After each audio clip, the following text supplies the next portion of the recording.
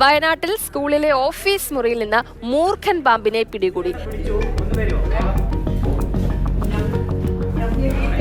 ഉശിരൻ ഒരു മൂർഖൻ പാമ്പാണ്. സ്കൂളിന്റെ ഓഫീസ് മുറിയിലാണ്. ഓഫീസ് ജീവനക്കാരിയാണ് ആദ്യം പാമ്പിനെ കാണുന്നത്. ഓഫീസിലേക്ക് കയറി വരുന്ന സമയത്ത് ഒരു കാലെടുത്ത് വെക്കാൻ നോക്കുന്നു. ആ സമയത്ത് സംശയം തോന്നി നിലത്തേക്ക് നോക്കുമ്പോഴാണ് പാമ്പ് അവിടെ കിടക്കുന്നത് കാണുന്നത്. ഷെൽഫിനോട് ചേർന്ന് തന്നെയാണ്.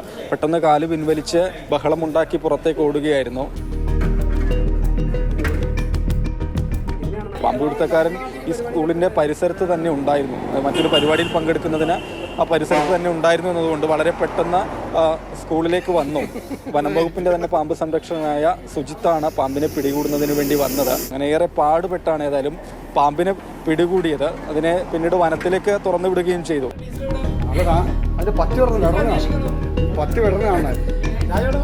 ഇത് ചെറുതല്ലേ?